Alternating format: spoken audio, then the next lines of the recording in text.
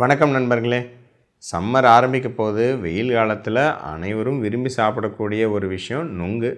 So நொங்கு நல்லது, அது குளிர்ச்சி அப்படி இப்படின்னு இப்போ எல்லோரும் சொல்கிறது தான். ஆனால் நொங்கு பற்றி சகஜமாக மக்கள் மனசில் இருக்கிற ஒரு 5 கேள்விகளுக்கு தாங்க இந்த காணொலியில் விடையளிக்க போகிறோம். அது என்னென்னு பார்த்துருவாங்க.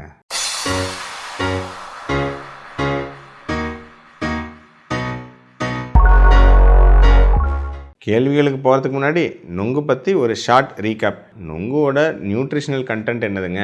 அதாவது ஒரு 100 கிராம் நொங்கில் எடுத்துக்கிட்டிங்கன்னா உங்களுக்கு தோராயமாக ஒரு 40 கலோரி இருக்குங்க, அவ்வளோதான். ஒரு 10 கிராம் மாவுச்சத்து இருக்கலாம். மெயினாக அதில் முக்கியமான பாயிண்ட்டு 85லேருந்து 90% தண்ணீர், அதுதான். மற்றபடி இந்த பொட்டாசியம் சத்து அதெல்லாம் சிறிதளவில் கொஞ்சம் கொஞ்சம் இருக்கும். மற்ற பெருசாக ஃபைபரு அதெல்லாம் கொஞ்சம் கொஞ்சம் இருக்கும், அந்தளவுக்கு இல்லை.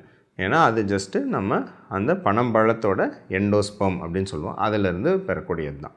சரிங்களா? இப்போ இளநீயில் இருக்கு இல்லைங்களா, இளநீ தேங்காய் சாப்பிட்றோம்ல, அந்த மாதிரி தான். அதுக்கான ஈக்குவலன்ட் ஃபார்ம் தான் நொங்கு, எல்லாத்துக்கும் தெரிஞ்சது தான். சரி, பொதுவாக கேட்கப்படும் கேள்விகளுக்கு போவோம். நம்பர் 1, ஸோ நொங்கு உடம்பில் குளிர்ச்சி ஏற்படுத்துமா, உடம்பு சூட்டை தணிக்குமா அப்படின்னு கேட்டிங்கன்னா, இதில் 2 விஷயம். இந்த நொங்கு குளிர்ச்சி உடம்பு சூட்டை தணிக்கும் அப்படிங்கிறது இது பொதுவாக நம்பப்படுற விஷயம். அப்படின்னாலும் இதுக்கு அறிவியல் பூர்வமான விளக்கம் என்னன்னு சொல்லிடுறேங்க. நொங்கு அப்படிங்கிறது நான் சொன்ன மாதிரி 85லேருந்து 90% தண்ணீரால் ஆனது. ஸோ வெயில் காலத்தில் நமக்கு சகஜமாக நடக்கக்கூடிய விஷயம் என்ன? அதிக வெயில், அந்த உஷ்ணத்தினால நம்ம உடம்புல நீர்ச்சத்து குறைபாடு ஏற்படும். நீர்ச்சத்து குறைபாடு ஏற்படும் போது யூரின்லாம் போகும்போது எரிச்சலாக இருக்கும். சரிங்களா? உடம்பெல்லாம் மேலே வெயில் கொப்பளம் வரலாம், உஷ்ணமாக இருக்கும். இந்த மாதிரியான பல்வேறு அறிகுறிகளை தான் நம்ம உங்களுக்கு நம்ம சூடு பிடிச்சிருச்சு அப்படின்னு பொதுவாக சொல்கிறது உண்டு. ஸோ பொதுவாகவே இந்த மாதிரி விஷயத்துக்கு என்ன? ஹைட்ரேஷன், நீர்ச்சத்து தேவையான அளவுக்கு எடுக்கணும். ஸோ நீர்ச்சத்து எந்த அளவுக்கு நம்ம எடுக்கிறோமோ அந்த அளவுக்கு இந்த சூடு அப்படின்னு நம்ம பொதுவாக சொல்லக்கூடிய இந்த அறிகுறிகள்லேருந்து மீண்டு வரத்துக்கு அது உதவும். அதனால் நொங்கு கிட்டத்தட்ட ஒரு 80-90% நீர் இருக்கிற ஒரு உணவு அப்படிங்கிறதுனால அதை அதிக அளவில் எடுக்கும்போது அந்த நீர்ச்சத்துனால் அந்த ஹைட்ரேஷன் இம்ப்ரூவ் ஆகலாம். அது மூலமாக நமக்கு நன்மை பயக்கும். இது டைரெக்டாக சூட்டை தணிக்கும் அப்படின்னு சொல்ல முடியாதனாலும் அதனுடைய இருக்கிற நீர்ச்சத்து நமக்கு கட்டாயம் உதவும். 2வது கேள்வி நிறைய பேர் கேட்குறது, சார் சர்க்கரை நோய் இருந்தால் நொங்கு சாப்பிட்லாமா அப்படின்னு கேட்குற கேள்வி. ஸோ இதுக்கு பதில் சொல்கிறேன். நான் ஏற்கனவே சொன்ன மாதிரி 100 கிராம் நொங்கில் ஒரு 10 கிராம் மாவுச்சத்து இருக்குங்க. ரொம்ப அதிக அளவு இல்லை. ஈவன் உங்களுக்கு 100 கிராம்ங்கிறது இப்போ நொங்கு அந்த பழம் எடுத்திங்கன்னா ஒரு அந்த சைஸை பொறுத்து 2லேருந்து 3, ஒரு நொங்கு ஃபுல்லாக சாப்பிட்டா ஒரு மேபி அந்த 100 கிராம் வரலாம். கிட்டத்தட்ட ஒரு 3 நொங்கு 4 நொங்கு சாப்பிட்டாவே நீங்கள் மேக்ஸிமம் ஒரு 30லேருந்து 40 கிராம் தான் மாவுச்சத்து உள்ளே போகுது. நம்ம நார்மலாக சாப்பிடக்கூடிய ஒரு சாப்பாடு, இட்லி, தோசை எல்லாம் கம்பேர் பண்ணும்போது இது எவ்வளவோ கம்மி. ஸோ ஈவன் மற்ற பழங்கள்லாம் விடவே இது மாவுச்சத்து மிகவும் கம்மி. அந்த வகையில் பார்க்கும்போது சர்க்கரை நோய் இருக்கிறவங்க தாராளமாக 1-2 நொங்கு தாராளமாக சாப்பிட்லாம். பெருசாலாம் சர்க்கரை அளவில் அதிகம் பண்ணாது.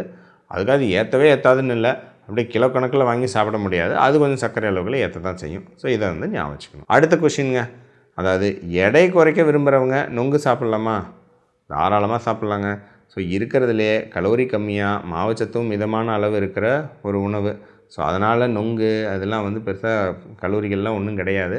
ஸோ அதனால் தாராளமாக ஒரு 4-5 நொங்குலாம் சாப்பிட்றது பெரிதாக கலோரிகளையும் கூட்டாது, மாவுச்சத்தையும் கூட்டாது. ஸோ கொஞ்சம் வயிறும் ஃபில் பண்ண மாதிரி இருக்கும். வெயில் காலத்துக்கு நீர் சத்தும் கிடைச்ச மாதிரி இருக்கும். தாராளமாக சாப்பிட்லாம். ஸோ அதில் டிக்கு தான்.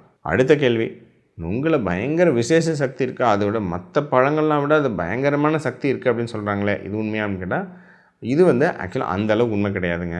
நொங்கு அதோடைய ஸ்பெஷலே அதனுடைய நீர்ச்சத்து தான். சரிங்களா? அதனால் நிறைய பயன்கள் இருக்குது.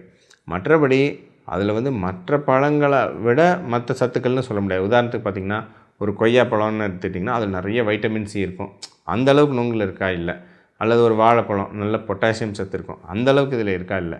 ஒரு இந்த மாதிரி பழங்கள்லாம் கம்பேர் பண்ணும்போது இருக்கக்கூடிய அந்த ஒரு பொட்டாசியம் சத்து அல்லது ஒரு நார் சத்து அல்லது சில வைட்டமின் சத்து அந்தளவுக்கு நொங்கில் கிடையாது.